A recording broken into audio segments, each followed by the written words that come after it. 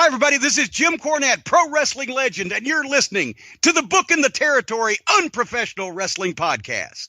This is the artist formerly known as Daryl Van Horn, James Mitchell, the Sinister Minister, and I'm here to let you know I would rather slam my cock in a car door than to miss the dulcet tones of Hard Body Harper, my illegitimate son, on Booking the Territory podcast.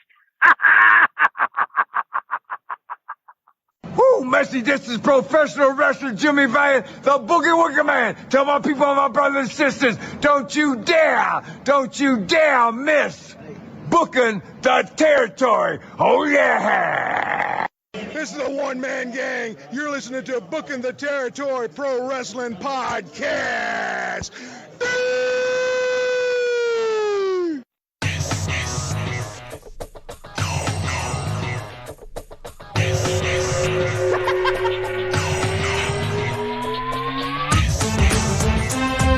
Welcome back, everyone, to this week's episode of Booking the Territory, the Unprofessional Wrestling Podcast, where today we are covering WCW Saturday Night on TBS from August the 1st, 1992. That's right, it is a new month. If you're listening to this on YouTube, hit the like button and also subscribe to the channel. We would greatly appreciate it. It helps out. Also, when you subscribe to the channel and you're watching this on YouTube or listening, make a comment about the show. The YouTube algorithms love that type of stuff, and it helps push our videos higher.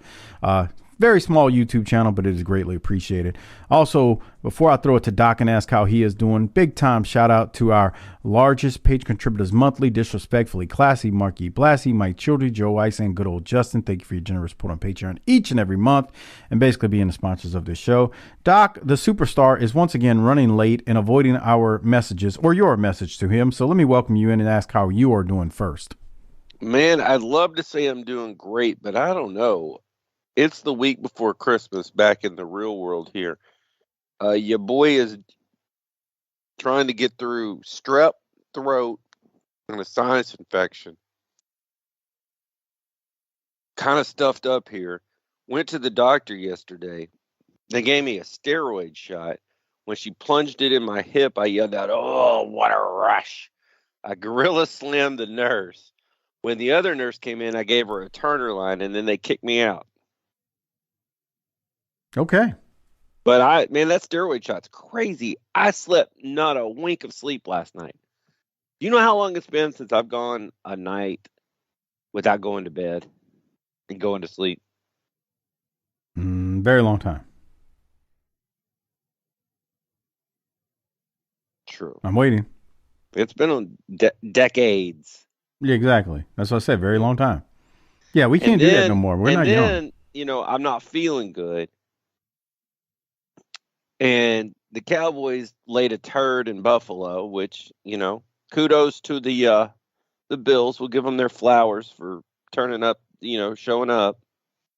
And then I get on X and I see some dude that listens to this show worried about my feelings. Okay. Y'all just leave my feelings out of this. My feelings don't have a thing to do with this. They're just making sure you're not swinging in a Burger King cooler. Maybe I am. No, you're not, because you're on. Let me do me. You're recording right now, so you're definitely not in a Burger King cooler. But I could be if I wanted to. Sure, but we don't want you to do that. Well, I'm sure there's somebody who does. Now,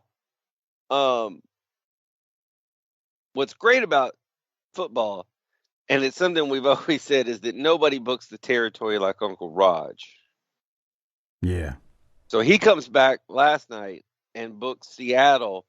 Feel-good story, Drew Lock, with a great post-game interview afterwards, and keeps the NFC open for a couple more weeks. That was Go ahead. Keep the storylines going, bro.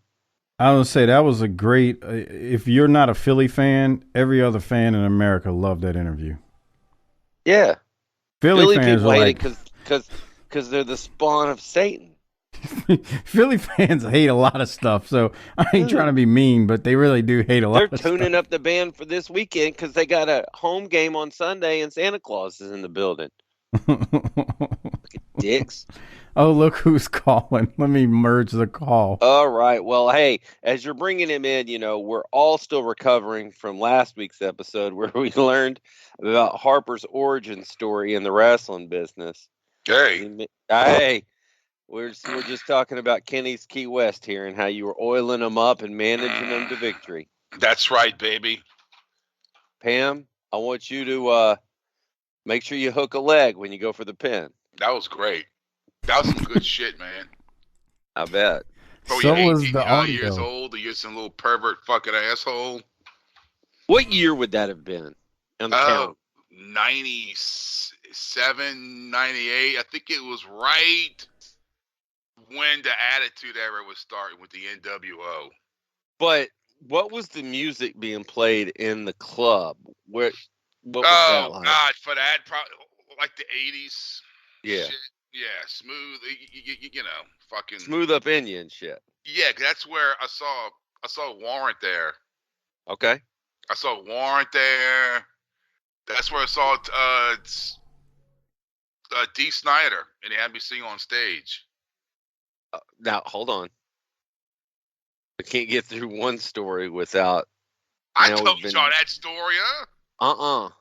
Yeah. Now, dude. for Mike and all the brothers out there, D. Snyder is the lead singer of Twisted Sister. Yeah. Now, All right. what song did you get on stage and sing?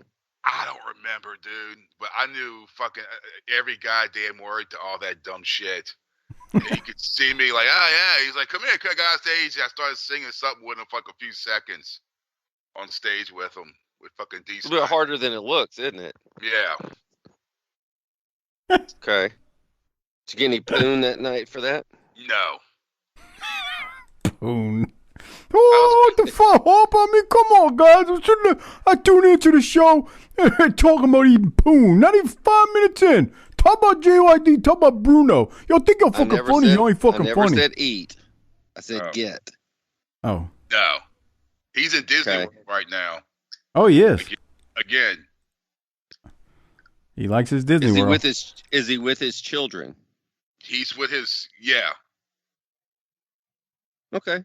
Harper, I gotta admit, we got a couple of friends that like doing that shit, and you and I are like, what? I'm sure we do, but I didn't. Okay, so what you want me to do about it? No. I'm just saying, like Andrew. Doesn't Andrew do that? And D-Man Andrew's does it. single. Him and his girlfriend, they don't have kids. I mean, fuck. I know. I'm just You need saying. to grow up if that's the case. Okay. And go to the beach and like finger blast each other when nobody's looking or something. What the is go wrong see the with Grand you? Canyon, you know? Yeah, go see the Grand Canyon. Go to fucking Yellowstone. Hike down in there and get eat up by a coyote or something. Do Yeah. something. Okay. Be one of those little stupid If you're bitches. if you're an adult and you're not taking your children or grandchildren and you're going to Disney World, you need to grow up. Yeah. It gets to a point, it's like, okay, so would you just using them as an excuse to go there? Right. To go take a picture with goddamn Mickey Mouse for the 50th fucking time. Dude, I have no desire to go to Disney World. My wife's been bugging me for years. Yeah, dude, fuck Hey. no, dude. It was worth every penny because of the reactions that my kids had, and they enjoyed it. And we waited for the year that we thought Latrell would be just one last year, and Latrella would be In prime. old enough to hoof it Yeah. to the park. Yeah. All right, can we get to some better? Enough about Disney World talk. Talk about GYD. Talk about Bruno. Let's talk about Kenny's Key West. Yeah, go back to Okay, that, Doc. So, was there a Mickey Rourke type character? Man, Cobain ruined it all, that pussy. Like No. he did in okay. But the guy running it did look like Van Hammer. Okay. Like the Booker. The Booker Okay. man. Now, were these matches predetermined, or was this shoot bitch fighting? Oh, they wouldn't tell me. They said kayfabe, brother. All right. Yeah, right. Yeah, it was just like a spacewalk ring. And he's just getting there and bouncing around and kind of grab each other and throw them around like a cat fight. There was no ropes. At least not until afterward. No, come on. There was no ropes. Wow, you guys are pathetic. Matt Wilson, there went the new listeners for the week. That's nice. You want to get this out of the way. Yeah.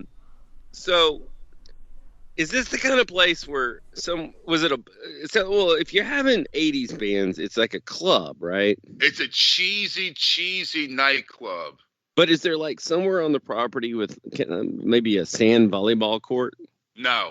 Okay, we would have those here. No.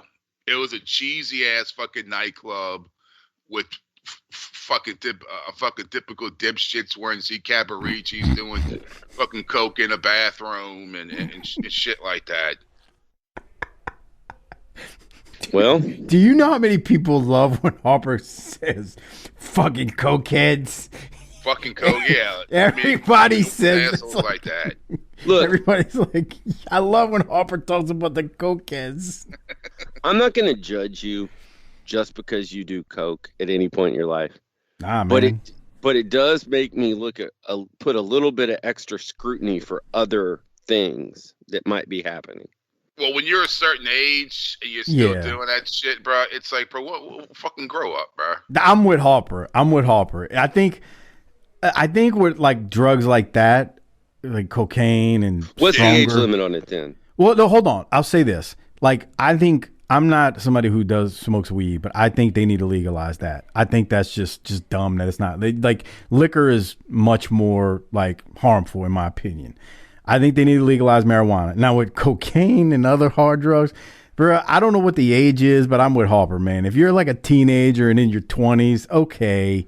But man, you start getting to college and you do shit. But when you're like in your mid-30s or in your 40s, if you're middle-aged and you're still getting coked in a bathroom at the neighborhood bar, you're a fucking loser. Yeah, you start getting into your mid-40s. I'm like, well, hold on a second. Plus, I start worried about people. You can't take that at that point. That's my next point. That's what I was going to say. Your body, I don't know how your body handles it after a certain point. I mean, it's just, you're just not young anymore. You just can't take it in like you used to. And that's when these people have these heart attacks. I thought it was the vax. It was what? The jab. Stop. What? That's what I read on Twitter. That's what you read on Twitter. We know. And as I was getting my next round, my 30-second updated shot. Right. The one that's making your skin glow now. It's a joke, people. Ha ha, have fun. Okay, Doc, continue with the Kenny's Key West, because I was very much looking forward to your Kenny's Key West interview with Harper. Well, so we had those here too, and it was like really trying to hold on to the 80s hair metal unsuccessfully. Well, you see, because if they didn't start doing that shit until like the late 90s. When I was in high school, it was that top 40 fucking place to be, at least to me when I was 15. That, you know, like the I guess techno and that kind of a dance club, right? Okay. They kind of like the what's the one? I Will Attack, and you don't like that, but remember that song? I'm the lyrical Jesse James. I'm the lyrical gangster. Word. Something they would play shit like that in there. That sounds awful. I think I'd rather hear Smooth Up In You. Well, yeah, but it was that kind of place, that kind of top 40. Okay. Fucking ladies drink free till midnight, and Friday night, don't forget shots. Nickel pitchers. Right, don't forget. Now we would have those places here, except there would be a sand volleyball court outside, so that in the summer you could get your volleyball on. No, they just had someone doing coke in their Camaro in the park. Well, that was there too, but I think now the sand volleyball would be replaced by pickleball. That's real big here. Yeah, that's fucking growing everywhere, which I don't know why. You could listen to some Korn and Limp Bizkit and play some pickleball, and then maybe do some mud wrestling later. Yeah. So yeah, that was what we used to do. Okay, so was that the only bar in town? Fuck no. That was. Well, I know it's not the only bar. No, that was in an area called Fat City, and Fat City is a part of Metairie, where it was a few streets. It was nothing but bars. That's it.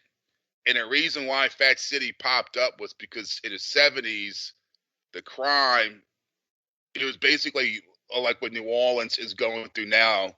The crime got so fucking bad, especially on Bourbon Street, where the locals stopped going anywhere in New Orleans. And that's when this popped up. So is this like in the Wire, where they just let everybody do what they want in one part of town and hope it stayed contained?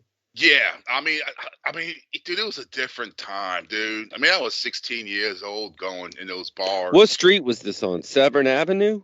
This was it. It was one was called North Arnold. North Arnold. Yeah. Yeah, and it was about 4 streets. Arnold. And it was bars everywhere. We used to go to a bar called Zeppelin's. Yeah, now there's a Ruth Chris's Steakhouse over there. Jesus. Oh, that's been over there forever. Okay. Yeah. And some Orange Theory. Yeah, right. What happened was about 10, 15 years ago, the parish shut all those bars down for the most part because it was getting, I think, too fucking wild. And they tried to make it look like it's on fucking like something on Magazine Street, which never fucking happened. The international audience is like, what?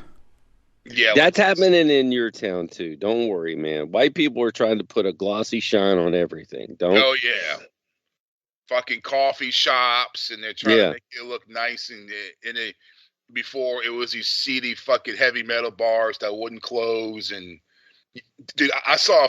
We used to go to this bar called Zeppelin's, and we used to go in there. They played nothing but like metal, but not like they would play nothing but like Rage and the Deftones. Okay. And shit like that. That's all they would fucking play, bro. And every night there was some girl getting bent over in the alley in the back. Oh, come on. Oh yeah, dude, drugs everywhere, bro. I mean, they would get raided all the time. It would just be sitting there, and they would flip the lights out, and they would start flipping the lights, and that meant the cops would come in, and everyone would fucking throw their beers away. Done that before. Yeah, and that was yeah. I mean, I was at a place one time. I've been there twice. So that's cool. We have the TABC here in Texas, which is like a police office group, but just for alcohol. Right. And we were sitting in a bar about 2:20 one night after last call, and the bartenders that we knew had a great idea. Hey man, we got these coffee mugs, so just pour your beer in this coffee mug and you look like you're having coffee at 2:25 in the morning. Okay. In comes TBC. I rolled off my stool and walked right out the door and left. Yeah, that's where we used to go get $3 pitchers of. They had only 2 beers on tap: Red Dog and Ice House. And it was $3 a pitcher, bro. And I'd be double fisted all fucking night long. Dude, fucking $3, bro. So in a smaller town, I would just know the bartenders, and as long as you kept it to domestic pitchers, which whatever. Right. I mean, you were straight, right? Because how do you fucking regulate that? My tabs were literally 0. Yeah. And we'd throw $30 in the tip jar, 3 of us. Mm-hmm. I mean, just every weekend, rolling out of a bar, fucking hammered for $10, and getting away with something. Now, Harper, your stories from last week electrified the podcast community. People are still talking about it, even though they haven't heard it yet in real time. Trust me, they are. Oh my God. And it's even reached the realm of the dead. Who? There's been the netherworld has reached out to us through the miracle of artificial intelligence.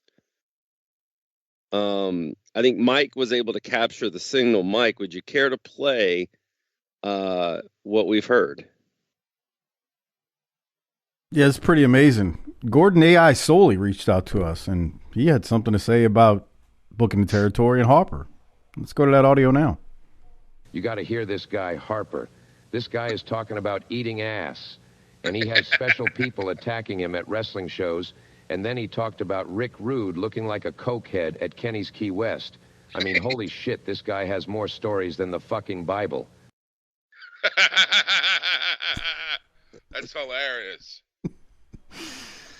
I mean, we got Gordon Soley talking about you and Kenny's Key West. And well, the thing that Mike and I were talking about the next day was anybody else has that story. It comes out the 4th or 5th week they're on the show. Like, that's how I got into wrestling. Yeah. Dude. And with you, it's year 9. And it just sort of popped out of nowhere. And Mike and I legitimately could not breathe. We were laughing so hard. Dude, that was good shit, bro. We used to go there I think it was every Monday night after wrestling.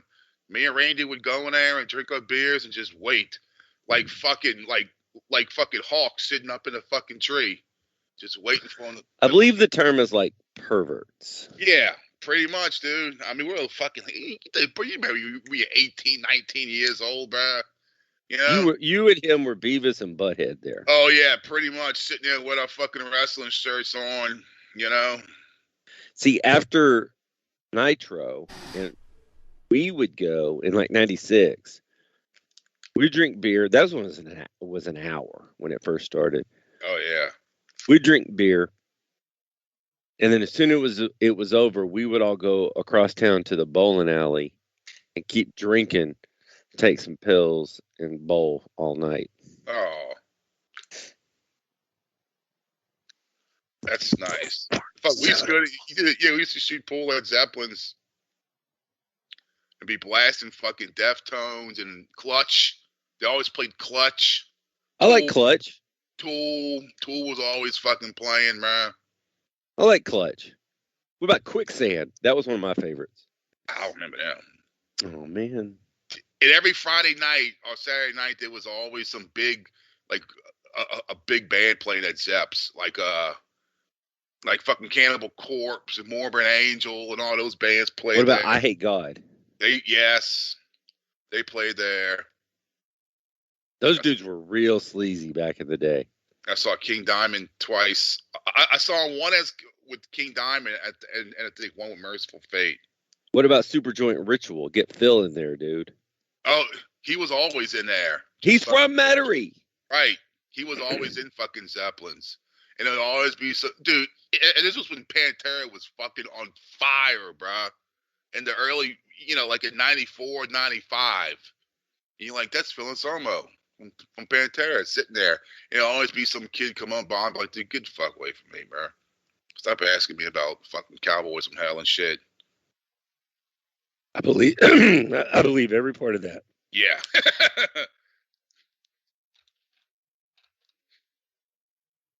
Well, I was just letting y'all shoot the shit. Yeah. I don't want to interrupt anything. Fights in the parking lot. Oh bro. yeah, you need a couple of fights. Oh yeah, dude. Forgot, man. One time, my friend Jason got into it with this fucking dude, bro. And the guy's driving off in his Oldsmobile, and my friend Jason used to drink fucking Jaeger like it was fucking tap water. and he's got an empty Jaeger bottle, bro, like fucking Noel Ryan. Psh, through this motherfucker's window, bro. And the guy just took off, and bro, shit used to get wild, bro. That does not happen anymore. No. And I used to think about shit like that with baseball bats, bro. Some dude's trying to hit me with a fucking baseball bat, but Jason just popped him in the fucking mouth and dropped this fucking dude, bro. It was wild in the streets back in the day. These kids today are all watching YouTube videos. Mm-hmm. I don't want to say the nightclub. It was in New Orleans, Harper. And Which street? It's in New Orleans East. Oh, it was in New Orleans East. I mean, this is in the 90s though. I mean, this is not that makes it better. It does actually. It's not as bad, right? I mean, it was bad. And it was the wildest thing I'd ever seen at that point in terms of that many people. All I know is a fight breaks out near the front door and it spills into the parking lot. And before you know it, it looked like a tornado. of people brawling. You see pool sticks being just used as kendo sticks.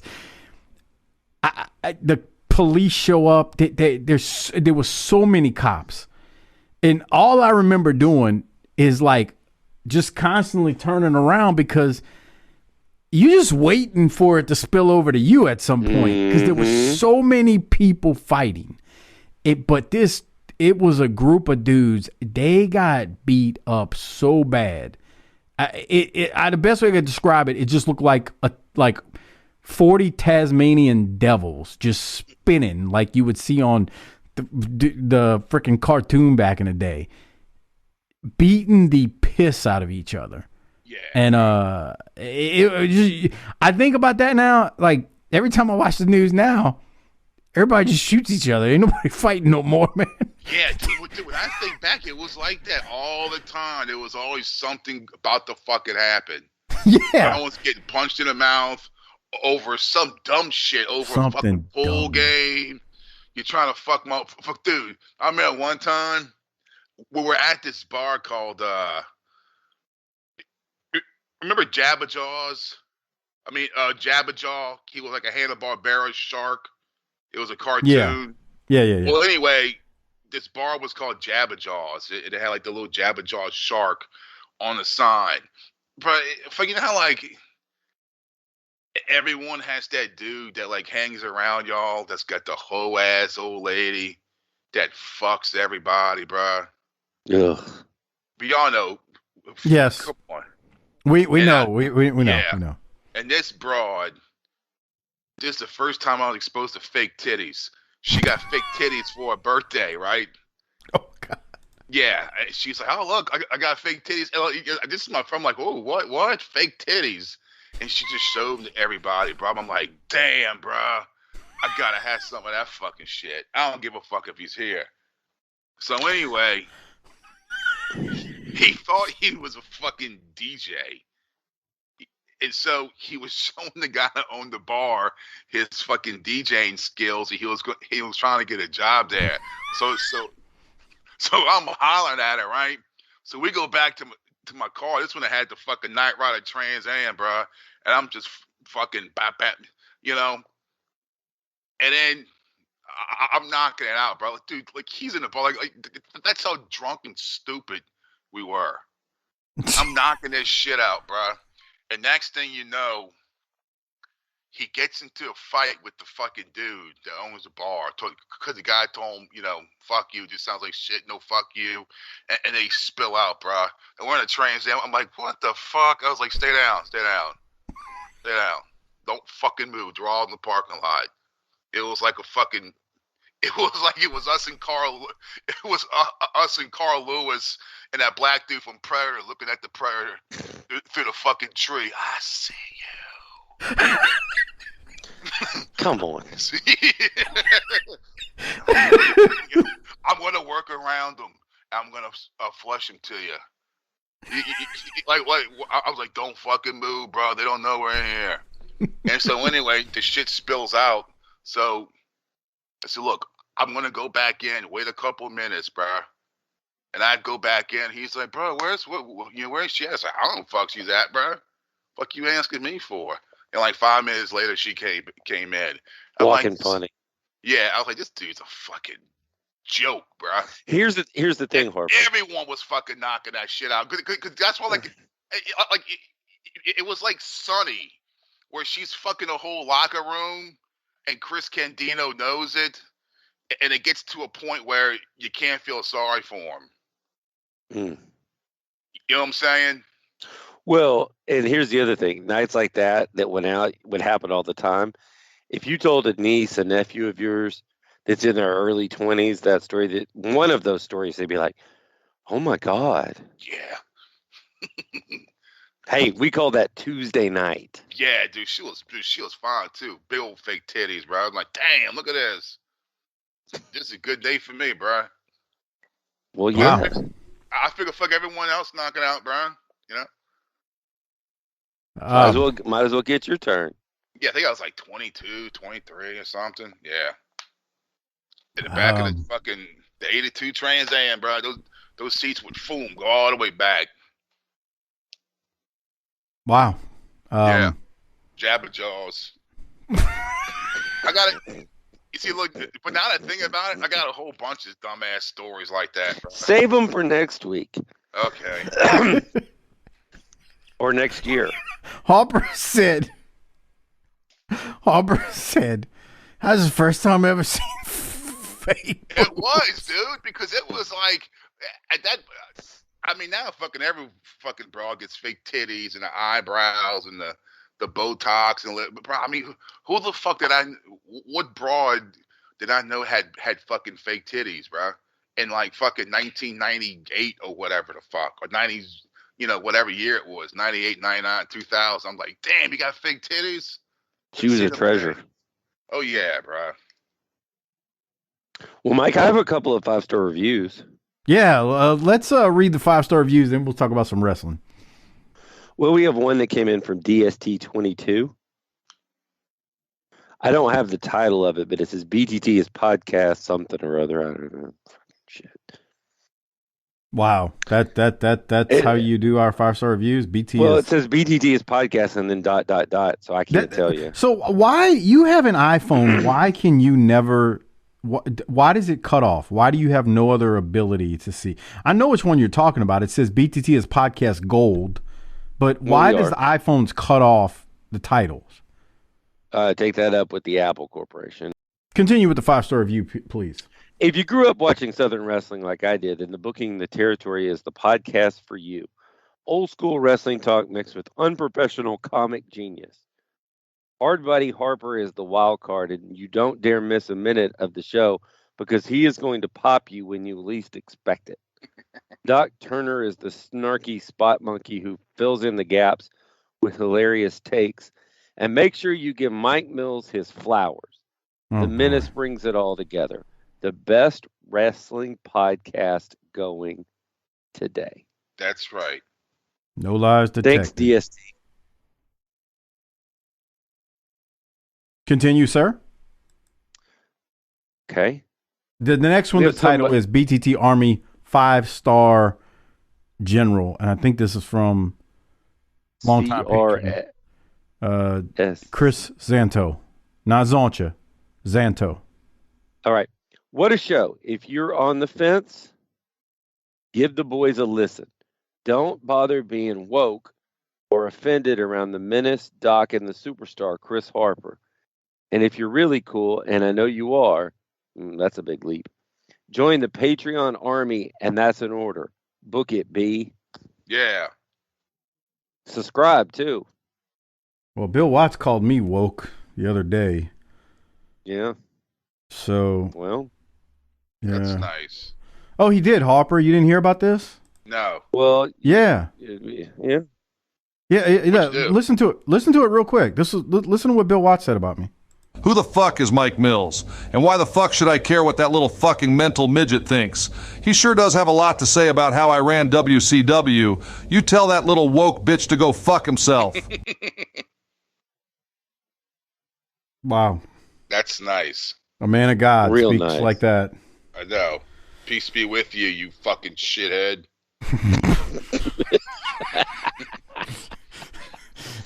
Oh boy, yeah. Yeah. Okay. Right before Jesus' birthday. Well, not for these By people. the time, yeah, it's probably the World Series is probably going on by the time these people. No, but we are probably getting fired up for February 14th. Okay. Yeah, we're about to get fired up February 14th for ValenTIMES Day. ValenTIMES Day. I got one more thing, Doc, before we get into the main show, and that is I want to give a shout out to one new patron this week, Harper. I think your buddy Randy joined Patreon. I think yeah, because he fucking hit me up. He said, "Dude, that shit was hilarious." By fucking Kitty's US. Right, because what I did was the clip was so good, I pulled it from the show and posted it on Patreon. That way, the patrons would hear it a month ahead of before it aired, since we're so far ahead right now based on our schedules. So Randy signed up. So Randy, if he's listening to this, Randy, that's not the first time you've been weaved into stories. you just need to be aware Harper frequently says, I call my buddy Randy. I mean, your mom made the show. So, let's remember that when Harper locked his keys in the car or his phone in the car or whatever, and he didn't have a number, and the only number he could remember was Randy's house, and Randy's mom answered the phone. So, Randy, thank you for signing up, and I'm glad you enjoyed that, and thanks for throwing a few bucks to the show. It's greatly appreciated. And if you want to be like Randy, become a patron at tinyurl.com/PatreonBTT. Not only do you get early access to things like that, but last week we did a show on rock in what year was that? 91, Doc? Harper and Doc ranked 6 of the best albums from that year that dropped within about 44 days of each other. There's Tales from the Territories reviews. There's all that gold, all of our WCW pay-per-views and Clash of the Champions that we've done to this point over the years, all available on Patreon at tinyurl.com/PatreonBTT. Be like Randy and all the other cool kids and sign up. It's a great way to support the show. Not only support the show, but you get tons of extra content. So thank you very much. If you're a patron, and if you're not one, what are you waiting on? Become one. On that note, Doc, how about we get started on this week's show, the main event, and that is WCW Saturday Night on TBS from August the 1st of 1992. I'm going to hit play on the video version, get us going. This week's show was taped. Go ahead. Well, let me say this. Sure. I did a little research on some folks, and one of the people that I can tell you is gone is Steve Armstrong. He's been gone for a month or two. Oh, yeah, that's true, huh? Yeah. That sounds about right. Morton and Smothers should both be gone this month. Yeah. So we talked about that recently. Because both of them are not far away from their, actually, classic moments. Tracy's may have already aired when he's swinging on a porch in Smoky Mountain by this point. So yeah. Classic moments in Smoky Mountain Wrestling. Morton was episode 26 of Smoky Mountain, from what I remember. But definitely classic moments. This was taped July 27th, 1992 at Center Stage. The show opens with Austin cutting a promo that was aired on Worldwide. He's cutting it on Steamboat. More on that later. Then Jim Ross and Bill Watts welcome us into the show. They talk about Steamboat missing his match with Austin. Watts says he will get his chance at Austin, and then we pretty much go straight to the ring after Bill fillets himself at the beginning of the show. We'll go to Brian Pillman versus Sergeant Buddy Lee Parker. Doc, did you have anything from Watts in the opening or the match you with have Pillman not versus shared Parker? the video yet. Oh, it's running on my end, but you need to see it is what you're saying.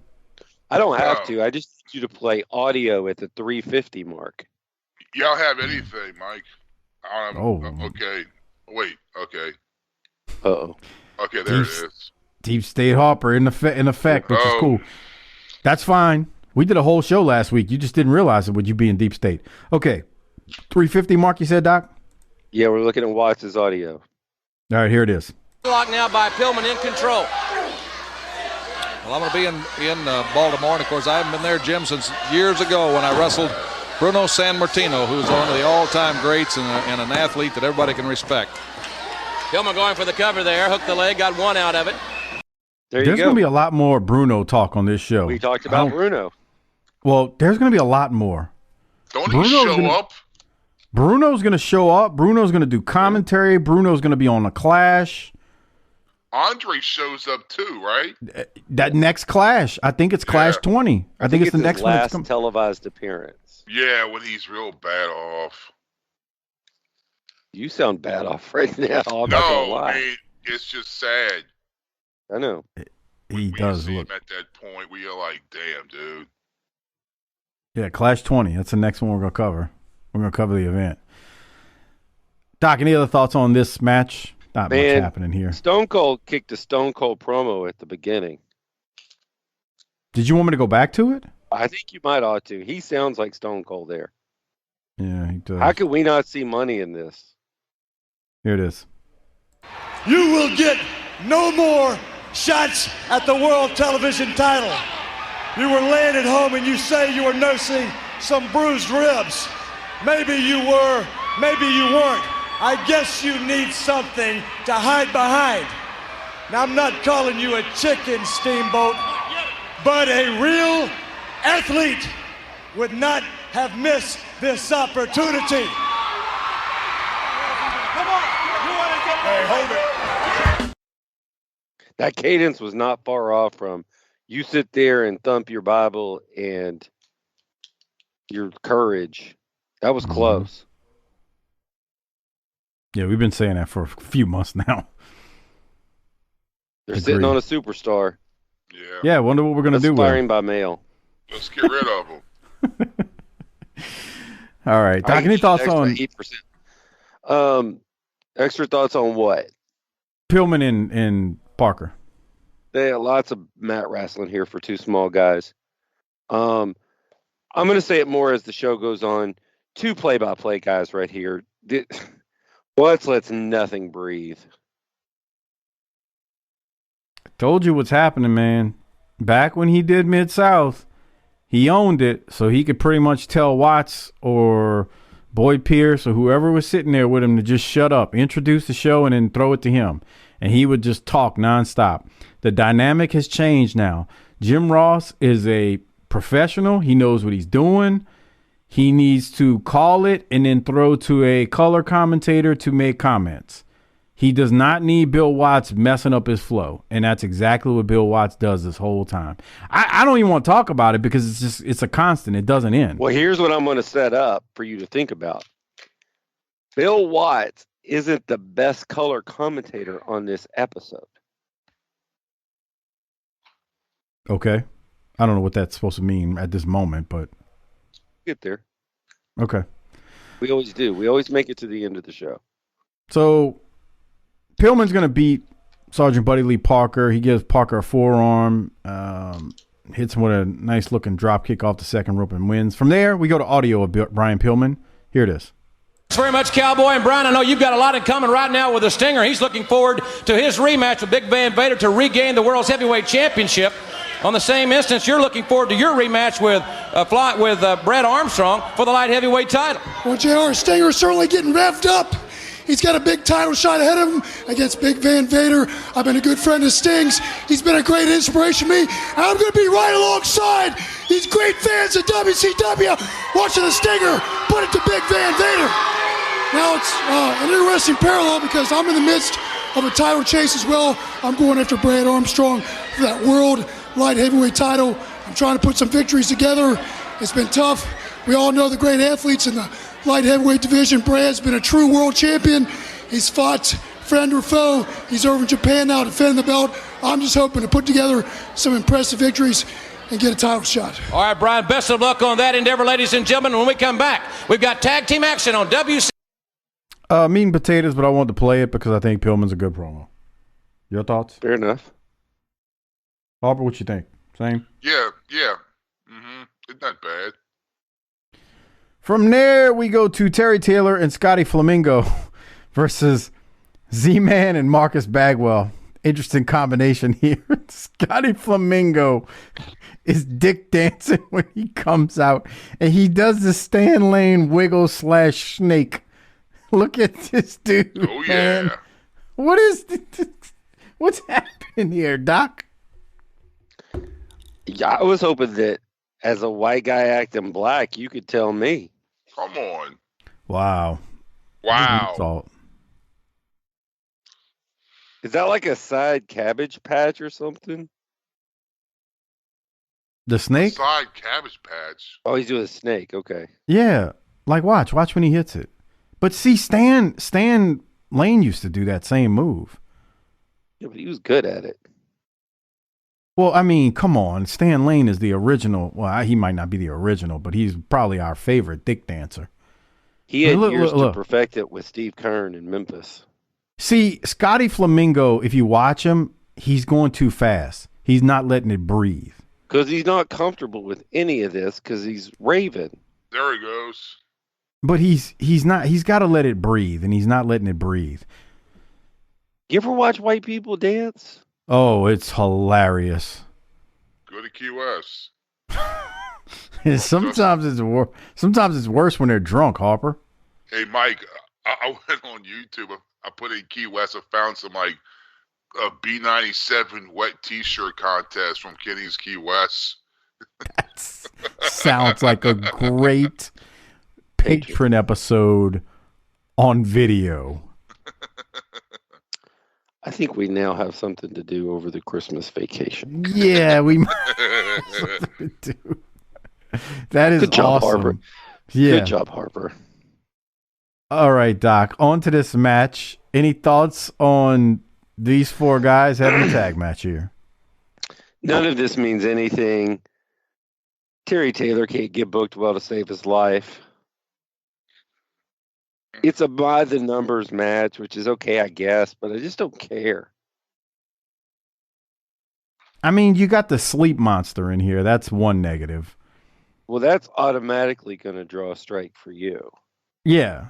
And then Bagwell is still a rookie. I mean, he's still kind of getting, his feet wet. And Scotty Flamingo is completely miscasted as whatever this is he's supposed to be.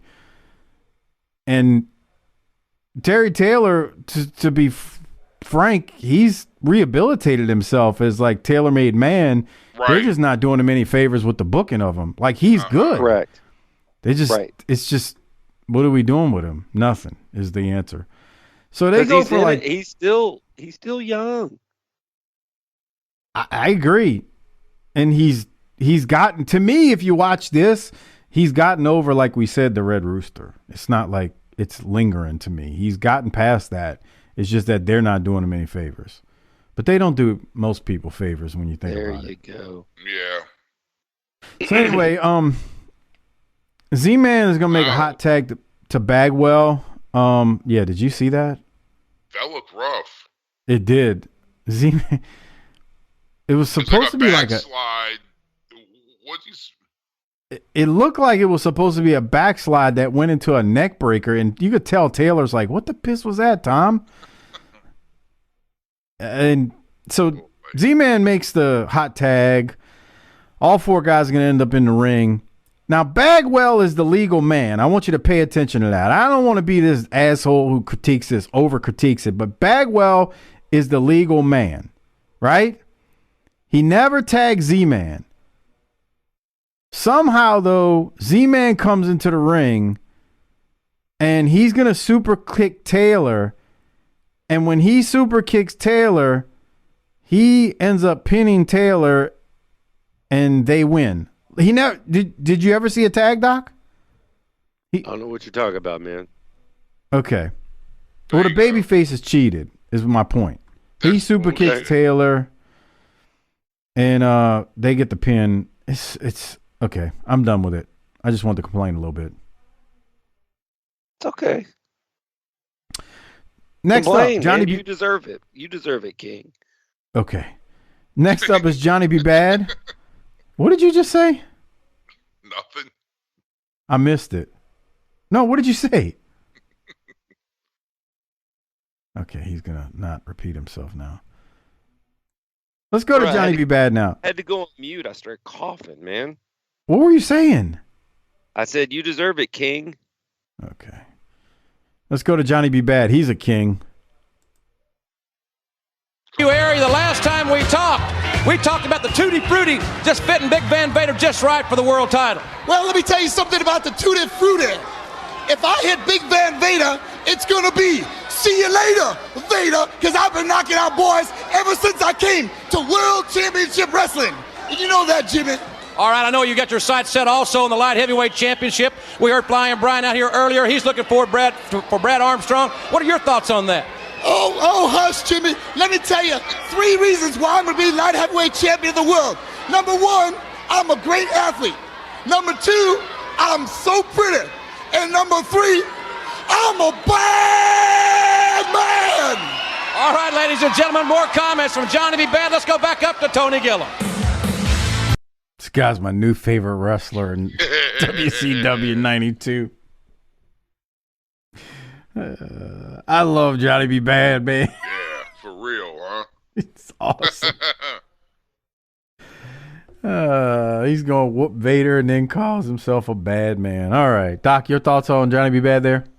It wasn't great, but I like the fact that we're doing promos again. Yeah. Thank you, Bill Watts. His own makeup? No. No. Yeah, I don't think so. It's too perfect. Like, when I say perfect, like how would he know how to do That's true, huh? his eyes and stuff? Right. Don't get me wrong. I'm sure there are men who do know how to do that. They just ain't named Mark Merrow. So no. Mm-mm. Like Harper, imagine if somebody told you to put eyeliner on and do your lashes and stuff like that. Bro, I'd be on YouTube right now trying to figure it out, and I still wouldn't be able to do it. So there's that. Barbarian takes on Chad Bird. Doc, any thoughts? Bird kind of looks like Mr. Perfect after a late night at Kenny's Key West. Can't believe how much mileage we're getting out of Kenny's Key West. I know, bro. From dusk till dawn, whatever turns you on, I'll make you famous. I know the guy who did those commercials. Like, Can we get him on the show? Yeah. Oh man, Metairie was a wild place, man. Bruh, dude, Fat City was rolling, bruh. It was wild, bruh. I know. I never went. Those bars, bro, one after another, bruh. Cheers, Zeppelins, the fucking ski lodge. The Uncle ski Larry's. lodge. I bet there was a lot of drugs at the ski lodge. Yeah, there was a lot of drugs everywhere.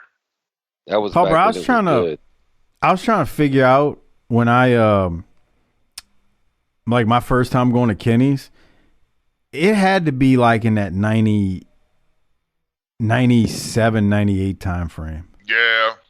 That's the first time I ever went there. I mean, I was like well into my 20s. Oh, yeah. All right. Doc, any more thoughts on Barbarian? No, he looked good. Yeah, it's a squash match, so we leave it at that. All right. From there, they go to Jim Ross. Let me get to the video of it.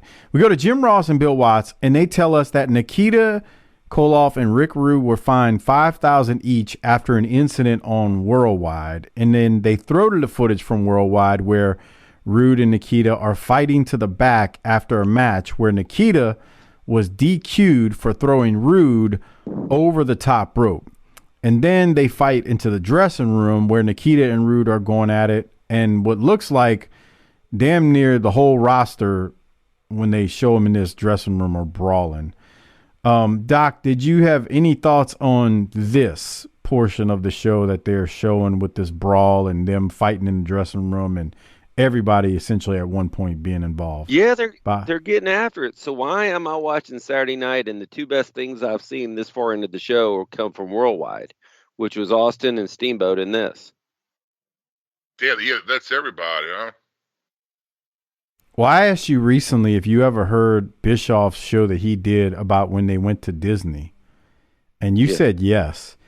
And I need to recommend, because eventually we're going to get to the point where we go to Disney and we're taping Worldwide at the soundstage.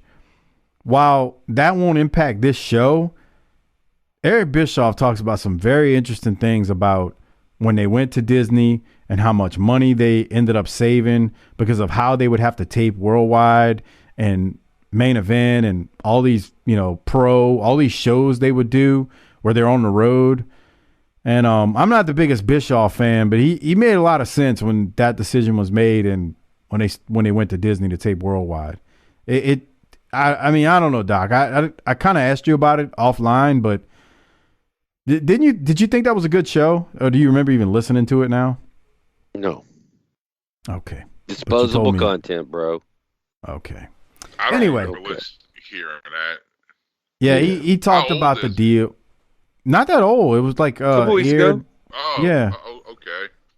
Yeah, really, really good episode. And again, it's Bischoff's version of it, so obviously you take from it, take that from it. But I mean, from a business standpoint, I understand why they made that decision. But there's a lot of just interesting tidbits. You're gonna see like shit like with like crazy out there with like Alex Wright, but fucking Minnie Mouse or something. No.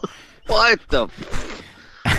Actually, the funny part is they would bus them over from a hotel. They didn't want them on the like Disney premises. Somebody so they would tipped bus them them off over. about wrestlers. Yeah. But Bischoff had some Don't you let interesting those stuff. wrestlers near them kids. Bischoff had some interesting stuff to say about like Watts during this era too. That I found. Like basically the morale was the drizzling you know what during Watts' era. Yeah. Because he's a tyrant and a bully. Well, he he doesn't like me he apparently. called one. What you said? Rick Doc? Rude's about to come out and call him one. Well, I can't wait. So anyway, let's go to this audio right now, because this is like my Toot Toot Award segment. Here it is. Well, it looks as if we're about to be joined by the United States Heavyweight Champion, Ravishing Rick Rude and Medusa, about this situation. Well. Watch Bill Watts' reaction. Bill Watts, your reputation precedes you. Inside the wrestling ring, you were a ferocious and dominating wrestler. Now it amazes me as head honcho of the WCW how you continue to carry your bullying tactics in the front office. Bill Watts, Cowboy Bill, upholder of law and justice. Well, that's just fine and dandy to me. But where my problem is it was Nikita Koloff who threw me over the top rope. It was Nikita Koloff who continued to fight down the aisle into the outer limits. And it was Nikita Koloff who barged into a restricted dressing room, my dressing room. Bill Watts, you're right. Nikita Koloff should be fined and fined heavily. But me, I didn't do anything wrong unless you call defending myself wrong. No, that's okay, Bill. That's okay. I'm going to pay your $5,000 fine. But for every dollar that goes towards your fine, I'm going to take out of Nikita Koloff's hide. And with 7 quarts of blood pumping through his Russian veins, that's going to amount to about $666 a quart. And it's going to be on your conscience, Watts. And one other thing while I have the floor here. I am the United States Heavyweight Champion, and I have been for quite some time. And you know quite well that makes me number 1 in line for a shot at the World Heavyweight Champion. It don't matter if it's Big Van Vader. It don't matter if it's Sting. Bill Watts, you in the WCW owe me a shot at the title. Or you got some kind of conspiracy going against me? No, one thing he's right. He is going to pay the fine. And I know how innocent he is. I think we need to look at the U.S. title. It is the #1 contender. And maybe we better get him some tougher competition, too. All right, ladies and gentlemen, we'll be back with more on WCW Saturday Night right after this. Okay. This was the main thing I wanted to talk about this week. Y'all think Bill Watts didn't expect what he said? Because he's shooting some looks at him during this thing that make me feel like, oh, you think you funny, huh, you son of a bitch? When he's calling him a bully and a tyrant and with your bullying tactics in the front office? I don't know. Yeah. I mean, they're Look out there at him. working. You're right. Okay. I mean, I know they're working, but I feel like he's shoots. Gotta work stiff. I agree, but he's smirking, but then he starts smiling like, oh, okay. You think this is funny, huh? We've got to lay it in. I just don't remember Watts smiling like that in like Mid-South. But Rude's tearing him a new butthole right here. Yeah, I mean, Rick Rude's not spelled R-O-O-D, and it's not 1982 anymore. He's the man. Yeah. Look at Watts. He's laughing at him, though. He's like, oh, okay, you think you funny. Well, don't look for things that aren't there. Right. You do it all the time. Okay. That's it. This was phenomenal. It was great. Yeah. Harper, any thoughts about Mr. Kenny's Key West here, Rick Rude? I didn't realize how much taller he is than Bill Watts. Big fella. No. He's not that much taller than Watts. Because they're shooting it weird, too. They're shooting it weird, but Medusa's not that much shorter than Watts either. Like, Watts is a tall man. Medusa's right. That's what I'm saying. Yeah, it's almost like they're standing on something, but I don't know why they would be, because he's not that much taller than Watts, and he looks like he's towering over him, but I think it's the angle. It's got to be the angle they're shooting. Well, cocaine makes you feel 10 feet tall. Stop. Boy. I thought this was great. My favorite segment of the show. Rick Rude was billed as 6'3". Yeah, Watts is taller than 6'3", so it's almost. And look, JR's not that tall next to Watts. Yeah, it's almost like they're standing. They got to be standing on something, and they have to. Watts is 6'3". No, Watts is taller than that. I'm just, man, if you believe Wikipedia. Well, I don't believe the internet all the time. Look, there's people on the internet that swear the freaking earth is flat, okay? Well. Speaking of flat, Jimmy Garvin is out here to take on Steve Williams, Dr. Death Steve Williams, who comes out with Terry Gordy.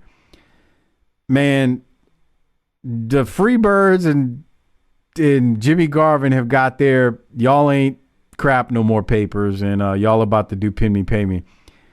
So I wonder if Garvin's been told he's done and he's got to put up some people over on the way out. Yeah, I think he got told your contract ain't being renewed. I don't know this for a fact. I'd have to go back and research it 100%. But I think he got told, yeah, you're going to be a cost-cutting measure, and that's one of the cuts because his contract doesn't get renewed. I know that much. He's coming to his end. You know the best thing about this match? What's that? Watts is no longer on color, and JR is really spacing it out, letting the match breathe. Yeah. So not only he's the third best color guy on this show because he's better when he's not there. Silence is better than him, and then we're going to find another guy that's the best one of the show. Terry Gordy looks different. He cut his hair or something. He's got it tied back in a ponytail. Yeah, he's got it he's got a rubber band or something in it. Like a side pony. Yeah. Well, Garvin ain't winning this. How about that? No. Something else that's happening in this match. Boy, you want to talk about grab a hold. Boy, they go slow and on the mat. Good God. They laid on the mat for like 6 minutes. And I'm thinking to myself, you know what? I don't blame Garvin here. He's about to walk out the door. He ain't getting renewed. Yeah, let me just lay on the mat and let Dr. Death pin me. Yeah, and that's all that happens. So, Doc, any thoughts before I go to the finish of this thing? Hit the finish. All right, we get a big lariat by Garvin, and Dr. Death actually does take a bump, and then Garvin slams Dr. Death and then comes off the second rope, but Dr. Death is going to catch him. He's going to hit him with a power slam. We only get a 2 count, but the announcer damn near said it was over. But then Dr. Death picks him up, does the Oklahoma Stampede, and he is going to end up winning the match. And that was it. Any other thoughts, Doc, on it? Not a damn thought. Man. So let me ask this while we're watching the finish play. Did you have anything from Gordy and Williams' promo? It's not bad. It's just kind of like meat and potatoes to me. It was good. Okay. They're calling out everybody. They're saying Vader can get some. Yeah, they don't. There was one thing that they said. Let me go to it because they did say one thing. They called Vader a fat boy. Here it is. Bam Gordy and Dr. Death Steve Williams have put the world titles on the line against the Steiner brothers, but I understand you gentlemen have also talked to the promoters, either one of you, to take on Big Van Vader for the world title. Let me tell you something about Vader, Jim Ross. You know, I think personally there's only 2 men alive that can beat the Vader, and one of them standing right here, and you're looking at the other one. Now I'll tell you, you put that big fat boy in there, and we'll show you how to put him down. Now as far as this right here, you know, everybody, the whole wrestling world is now realizing what me and Steve Williams has done. We have done something that no other tag team in the world has done. The whole world is starting to realize it. We are holding the NWA World titles, the WCW World titles. No man has ever done that. No team has ever done that. Well, Doc, I know that the Steiner brothers are right around the corner, only hours away. You know something, Jim Ross? And you know something, WCW? Somebody please give the Steiners a quarter so they can go out and call somebody who gives a damn. And for you, Ricky Steamboat, if you can't play with the big dogs, then stay on the porch. And for you, Vader, you see the 2 toughest men in the world. All right, ladies and gentlemen, some strong comments from Williams and Gordy. And right now, let's go up to the ring. The Steiner brothers in tag team competition. All right, Doc, I played it. Any thoughts on these 2 calling everybody out? They're just out there to beat ass and call people names. I like it. That's right. All right, I need Harper's thoughts on the Steiner brothers versus Mike Thor and Danny Deese. Harper, I want you to look at this Danny Deese guy and tell me what you think when they cut to him. He's the one with the blue jacket on the left. Whoa. Wow. How would you describe his haircut? That is God. That's white, man. That's Buddy Landell. Yeah. Kinda, yeah. Damn, those look just like it. The black tights, the boots. Yeah. Yeah. Well, he might look like him. I don't want to say he wrestles like him. No, look. He's actually a pudgier, bigger version than Buddy. Even when Buddy was pudgy, he wasn't like that big. Well, I don't like Gordy and Williams be out scouting the competition. That makes it look like they're chasing the challengers, and I don't prefer that. I think it's because there's heat there with the 2 teams. Okay. That's all. Can you give me 4205 and we get a Steiner line that's going to be a Steiner line? Yeah, I got this. I got the same timestamp. Oh, there you go. Jesus. I had to know because not only is it Steiner line, but I swear he hits him right in the mouth. Watch his arm. I know. Oh. Jesus. Oh, boy. Yeah, that was rough. The finish comes right after this. You need to get to the finish because this is going to set this place on fire. Yeah, so I'll tell you what. Let's go to some audio from the finish. Here it is. Tag made. Scotty back in. And has Mike Thor's arms hooked and takes him down in a high-impact move, which has become synonymous with the Steiner brothers. And he circles the wagons here. It may be Frankensteiner time. And he got him up and he got him over. Oh, he planted him. What a Frankensteiner. And they win it. Here are your winners, Rick and Scott Steiner, the Steiner brothers. All right, ladies and gentlemen, it could be in the Omni on Sunday. All right, so what happens after the finish, they hit the Steiner line, Frankensteiner. After the match, Gordy and Williams jump in the ring, and we get a brawl going between these 4, and the fans are on their feet, and they're loving it. So, Doc, you didn't want them out there scouting, but they said screw it. And you know what? I know they're heels, but they're kind of being baby faces a little bit too, because this is something kind of like a baby face would do. What I mean is they don't interfere in the match. They let the match go, but then they're like, we're going to show how tough we are, and we're going to beat y'all up after y'all wrestle. Yeah, and it's what we get afterwards was worth me not liking them not being out there for it, because that crowd reaction's something. Yeah. Oh, yeah, but they're responding to it. Look at him. Yeah. Oh, yeah. He was about to hit a Frankensteiner on Gordy, but Doc grabbed his leg and pulled him out. This was good, and the crowd was into it, so give him credit here. Kudos, if you will. Flowers, maybe. Oh, God, don't.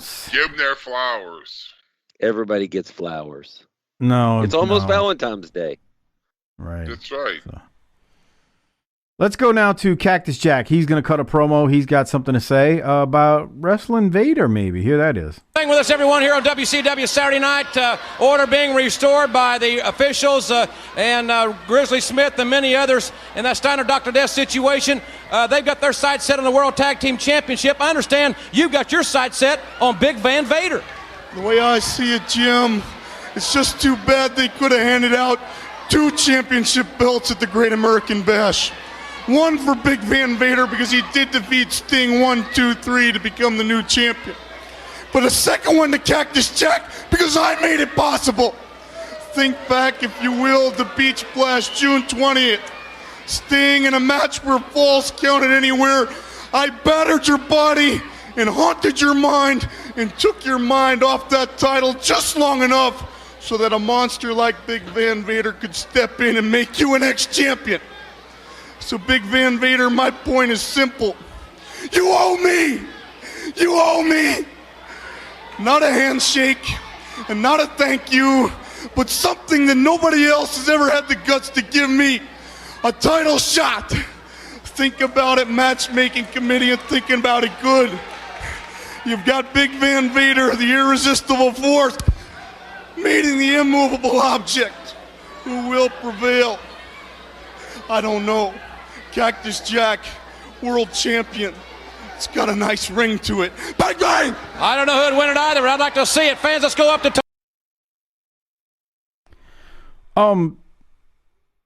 Doc, I thought this made perfect sense for somebody who's supposed to be a lunatic. What did you think? Yeah, I thought it was a good promo. And again, he's trying to get some too. Put some cheese on his Whopper. Let him get a shot. Yeah. What? He's calling out Vader. Let him get a shot at the title. Cheese on his Whopper. Okay. All right. Yeah, get a little extra cheese on his Whopper. All right. Yeah, Harper, it makes sense to you too? Yeah. Fuck. I guess we all want Vader. Yeah. Well, I mean, he did soften up Sting at that sure did. pay-per-view. That was a hell of a match. So, I mean, he's not lying. He's got a legitimate complaint. From something great, we go to something not so great. Van Hammer versus John Peterson. I'm going to ask a question, and I know the answer to it. How long are we going to do this with this Van Hammer gimmick BS? What's wrong, dude? I mean... Smooth up in ya. How many Van Hammers did you see at Kenny's Key West, Harper? You saw some Van Hammer. Fuck, you know what? I was when we were watching the tag team match with Buff and Z-Man. Yeah. And Terry Taylor and Raven. I'm looking at them. I was like, boy, I bet them in Kenny's Key West back there would have but they would have lived it out, bro. Yeah. Dude, they would have had their ice chest filled by 7 o'clock in the morning, bro.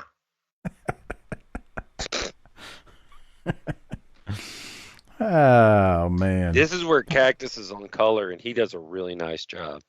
It's because he knows what he's doing, and he's a professional, as crazy as he is. So much better than Watts on color. You know the worst part about it? After he was on color, he had to go get critiqued by Watts. Yeah, here's what you did wrong. Right. The whole time it's like... I'm fining you because that's how I get paid. Right. There you go. That's not true. Oh, it is. True. It's true. Were you not on the show when I mentioned that, Harper? Yeah. When Arn Anderson said it. Yeah. Mm-hmm. All right. Van Hammer hits his finisher, and he's going to win.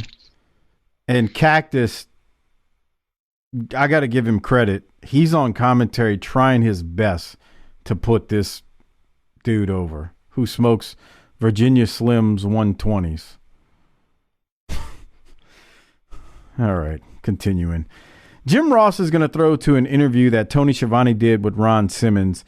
Simmons talks about giving back to the community, his football career, having FSU retire his jersey, and he turns his attention to winning the world title. This is kind of not really a personality profile, but it kind of is. It's something that they're going to do on the show as we continue forward. We've seen a lot of this footage already, so they want to replay it or re-air it, even though the interview is new. He talks about a lot of the same stuff.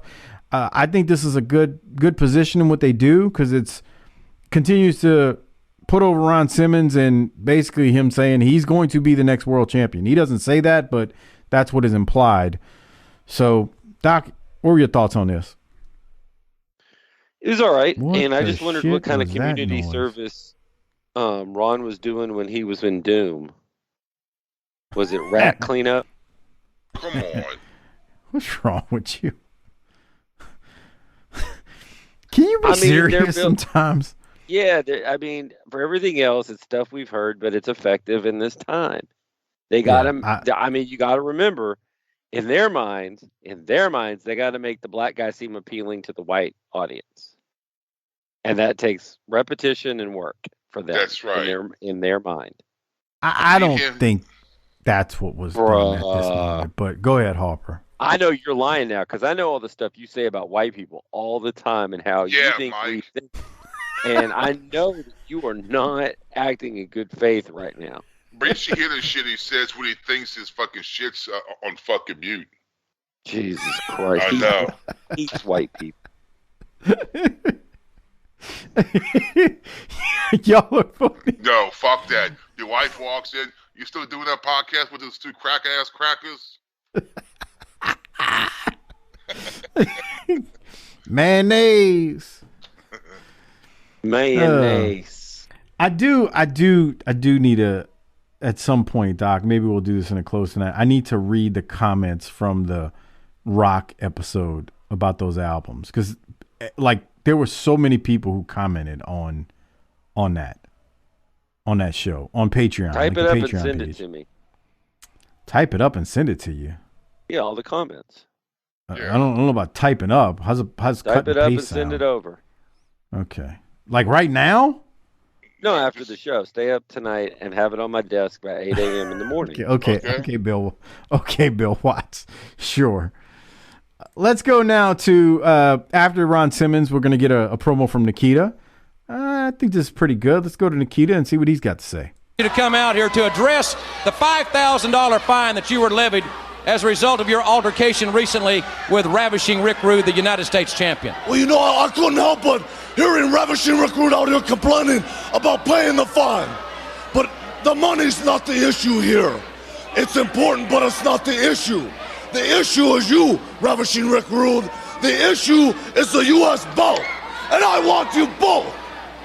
I don't care if it takes place in the dressing room. I don't care if it takes place in the parking lot or inside the wrestling ring. I want you. You've hid behind your belt long enough. You've hid behind Medusa long enough. And speaking of Medusa, if you want to get in the ring, Medusa, and jump on my back and scratch me and kick me and punch me, then you better be able to take the result. If not, stay out of my way. Go make a hotel reservation for Rude. Go make an airline reservation. Get his water or be his slave, but stay out of my way. Rick Rude, it doesn't take long to beat you. 3 seconds is not a long time. Just ask Sting or ask the Steiners. 3 seconds is not a long time.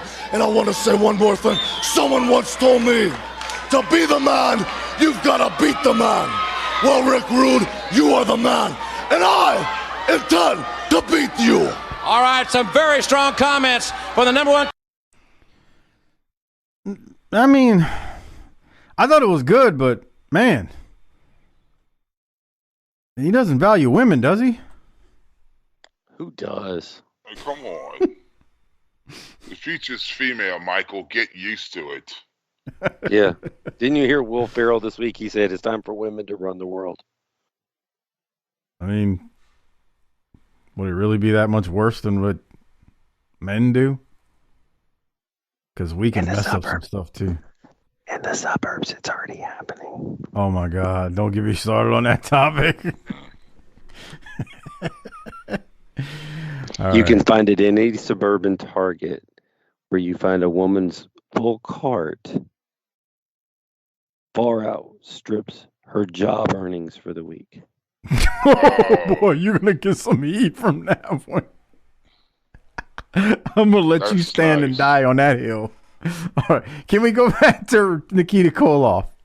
He's gotten a lot better on promos, and he's pulling up Ric Flair lines, bro.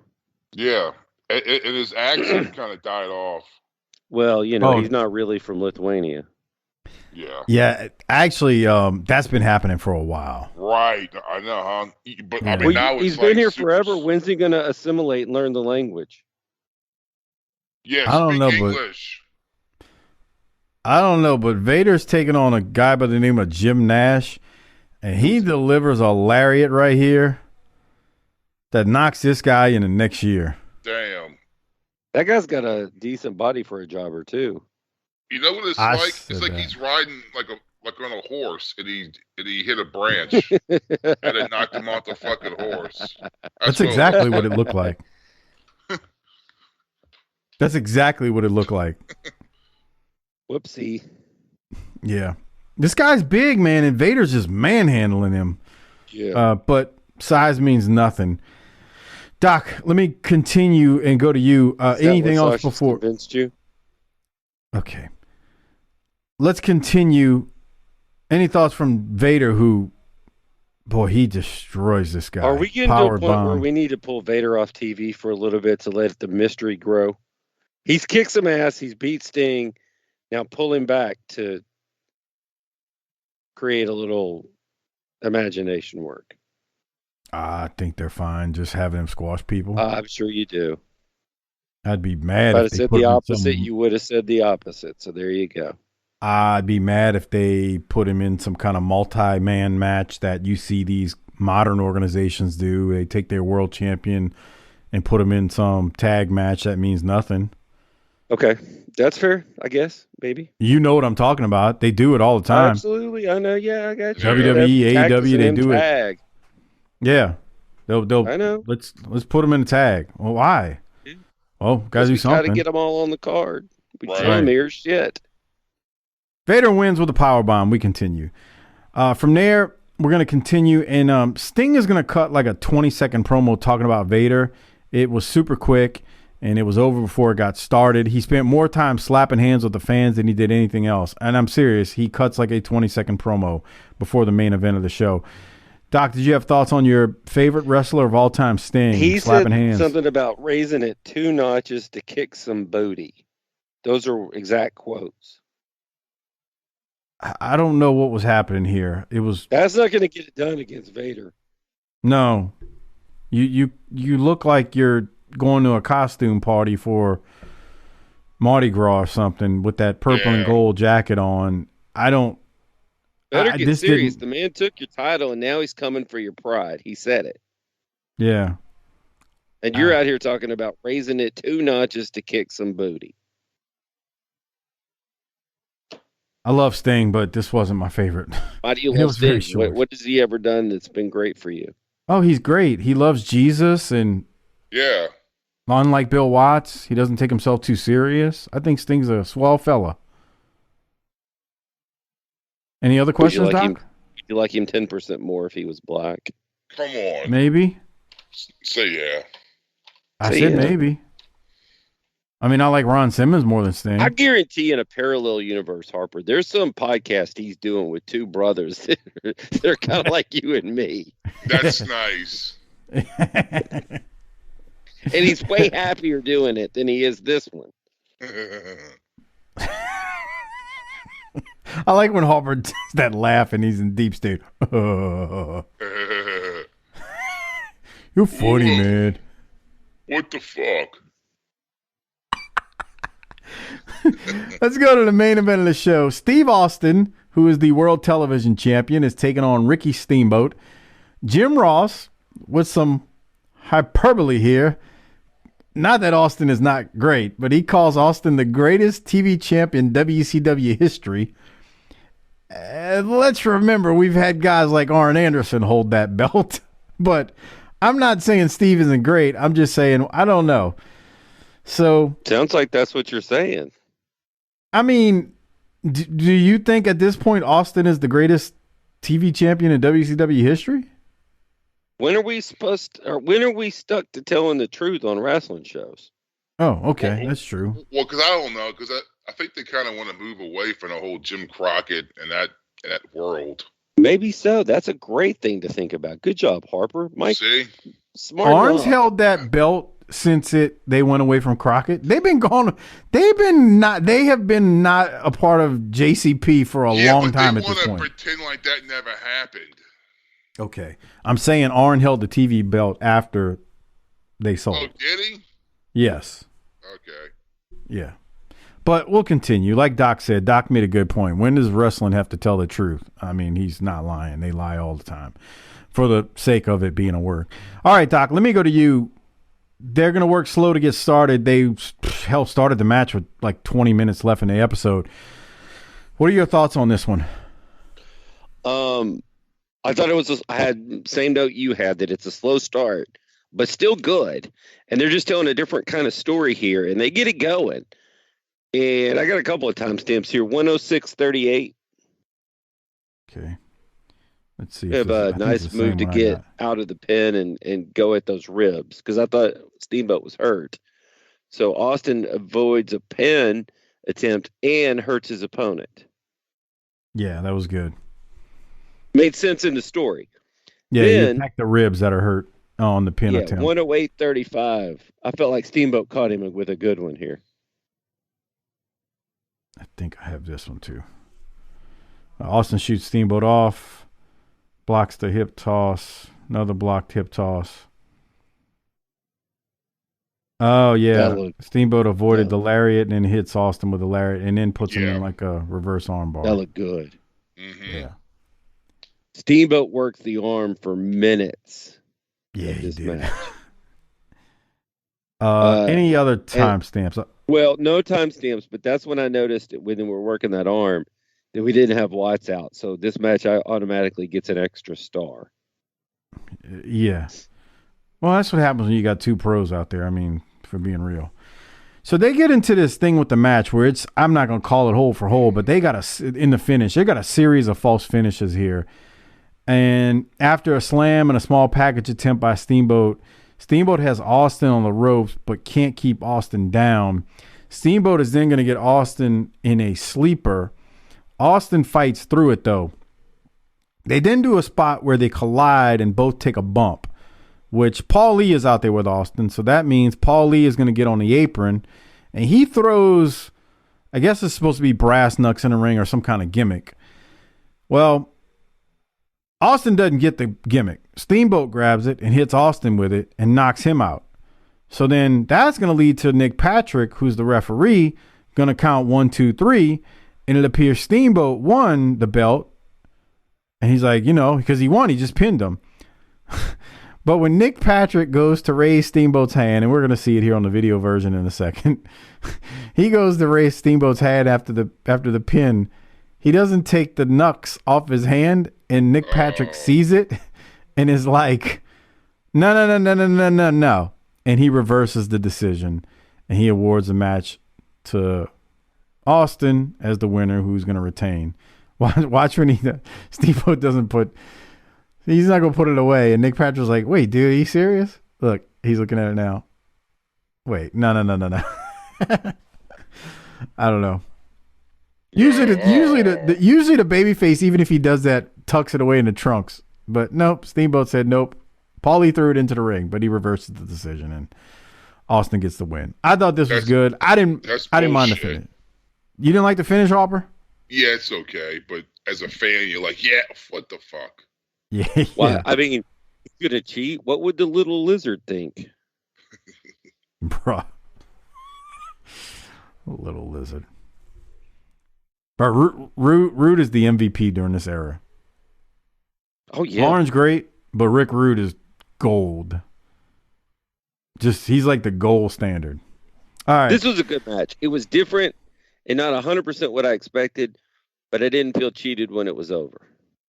Nah, man, the best part of this is they gave him it's a TV title match. And what I hate about sometimes like this is when they don't give him time. No, they gave him time. They were out there for 25 minutes, before the finish happened. So I thought this was good. It let it breathe. It was slow in the beginning, but once they got going and he started working body parts and you got to the finish was fast paced. I don't think I stressed this in that finish. They do that series of false finishes that you just didn't see during this era that much. It was good. Yeah. All right. Well, before we leave the show and get the Toot Toot Award and hand out the rating, we do have one more promo. Paulie Dangerously is with Jim Ross after the match. Here it is. Well, as I said, we haven't heard the last of this situation. It was obvious that you were trying to get that object to stunning Steve Austin. I think Steamboat deserves a rematch. I understand there's another big tag team event signed here for next week involving two of your men. Speaking of tag teams, next week on this very program, I'm going to let the whole world know what my lawyers are consummating right now, and that's a very important deal involving the Dangerous Alliance, Dr. Death, and Terry Bam Bam Gordy. But next week, also on this very program, Arn Anderson and Bobby Eaton, against my better judgment, have accepted a match against Larry Zbyszko and Flying Brian, where the top rope rule has been waived. Now people are saying, hey, Paulie, why are you bitching? Bobby Eaton's the best in the world at coming up the top rope.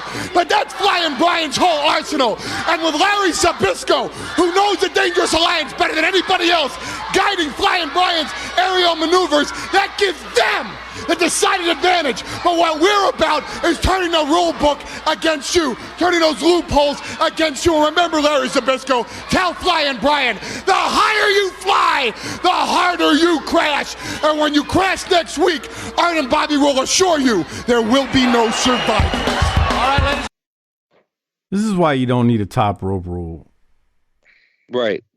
Because we're waiving it anyway. Like, they don't really explain why it's being waived. It's just being waived. Yeah, what the fuck? So it's like, which I don't mind it being waived because I think Paulie's right. Pillman is a high flyer. It works to his advantage. But, Bobby does that Alabama jam off the top rope too. So, But it's just dumb. This is the whole top rope dumb stupidity that shouldn't be a rule and is. So there's that. All right, Doc, we got any other thoughts on the promo right there at the end? I thought it was going. Strong close. You know what? Oh, yeah. What about you, Harper? Yeah. It was great, Mike. Good job. close. Good close. Great Give him his flowers. Let's continue. So we're going to rate it and hand out the Toot Toot Award. Before we do so, remember, become a patron like Harper's friend Randy at tinyurl.com/Patreon BTT. Great way to support the show. Not only support the show, but you get tons of extra content available. Over 400 plus Patreon exclusive shows, including the video versions that we do here at tinyurl.com/Patreon BTT. We don't do ads. We just pump out content. And we don't bore you with 30 minutes of ads in every single show. Doc, on that note, let's rate it. What are you giving this one? Little bit different episode. Some really good stuff, some stuff. Give me a B+. All right. B+. Oh, I hate to agree with you, but I'll give it a B+ as well. Wow. Harper? I'll give it a B. A standard B. Standard B. Yeah. Doc, Toot Toot Award. Who gets it? I was tempted for Austin, but I really think that Rude coming out and staring down Watts and walking him out. I think staring him down gets Rick Rude the tootie. He called him, "You were a ferocious and dominating wrestler, but as head honcho of WCW, you continue with your bullying tactics in the front office." That being the case, Rick Rude 100% gets it from me because there was some shooting involved in that. I know they're both working, but that is a shoot statement. Harper, who are you giving it to? Yeah, it's going to be the Rude Force promo. Yeah. Yeah. Who gets the flowers, which is the reverse Toot Toot Award? Bizan, his hammer. Come on, not Van Hand. Come on. You're just jealous because he's a rock star. Yeah. That's it. And he smokes Virginia Slims 120s. Yeah. As Bobby Blade told me. His bitch cigarettes. That's nice. Bobby said, that big bastard smokes those bitch cigarettes. Now, don't get me wrong. They're friends, apparently, but he did say that. Bobby said to tell you both hello, by the way. Hey. Oh, happy holidays, Bobby. Hope you're going to get you some for Valentine's Day, too. Okay. That's nice. All right. Well, we're working towards the end of the show. I do have a question, Harper. You got any big plans for ValenTIMES Day this I don't year? know. Waffle House or No. no? No, I don't know. We don't really. I don't know, bro. At this point, it's like, we just go out to eat or something. Damn, dude, you ain't even married yet, and that's it. Bro, I mean, what do you want from me? Put a little thought into it. You used to want to go to the Waffle House, and now you don't do a damn thing. Look, you lazy I'm fat, bastard. I'm old, I'm tired.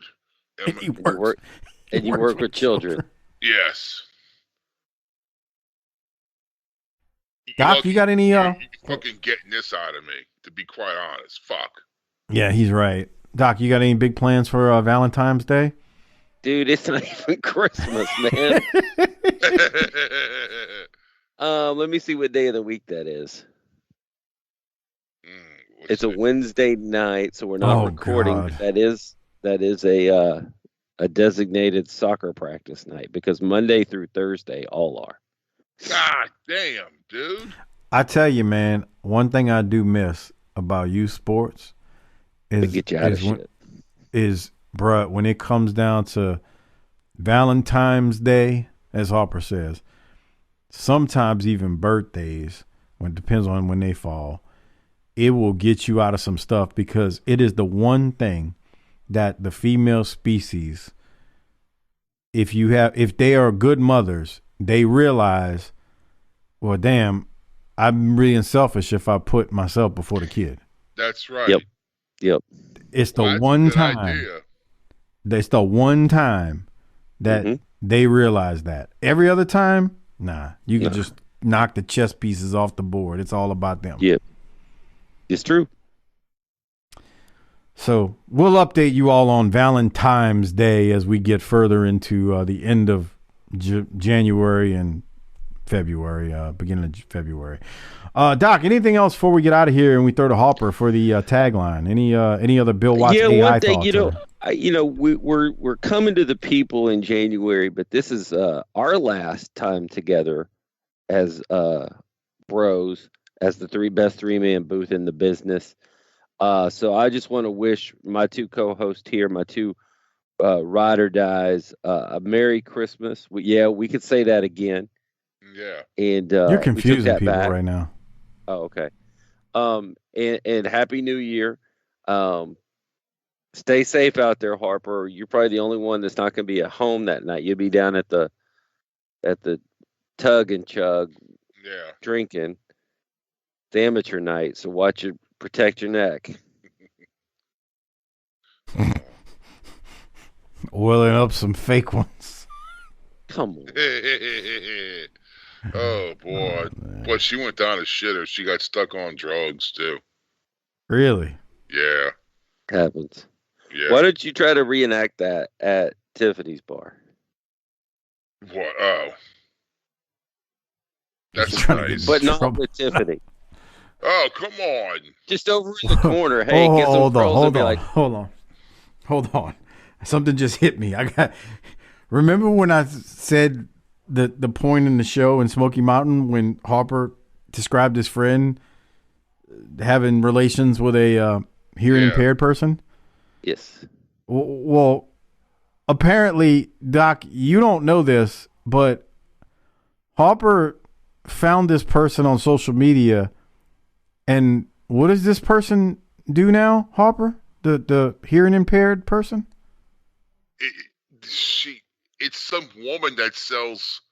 It's a deaf woman owned clothing company. She owns a clothing company now. And that's the big thing. It says hearing impaired woman owned. Like, that's a fucking big deal. That's like a one-armed owned fucking, woman-owned fucking business or some shit. What is a big deal? She can't hear. She's playing behind the 8 ball. I mean, she didn't have it easy, especially with... How's your products? Dude, she's a woman and she's deaf. She has 2 strikes against her. Yeah, I just don't get... In the world of business. It's like, who cares if you can't hear, bro? You need to lay off this woman. She's already been involved, unbeknownst to her, in a scheme that helped revive a man from the dead. Right. Brother Dave had a heart attack, and when he woke up, he was listening to you make the sounds that she was making while Randy was plowing her. It wasn't Randy. It was someone. Randy probably knows the story too. It's a guy me and Randy grew up with. So we didn't get Randy. He'll probably like, oh fuck, I remember that. We gotta get Randy to tell the story then too. But it woke up Brother Dave because Brother Dave was coming out of his coma after his heart attack, and he hears you making the sounds of a hearing impaired woman having relations with you and Randy's friend. Stop it. Laugh it up, fuzzball. Stop. You sound like Chewbacca right now. Remember that, Doc? Yes. We're all... I tried to wish you... I tried to take care of himself. He's going to come save us? You Luke's a Jedi now? I tried to wish y'all a Merry Christmas, and this is where it ended up, Mike. All right, on that note, it is time to get out of here. I got nothing else. Harper, why don't you hit the tagline? Let's roll. That's fucked up.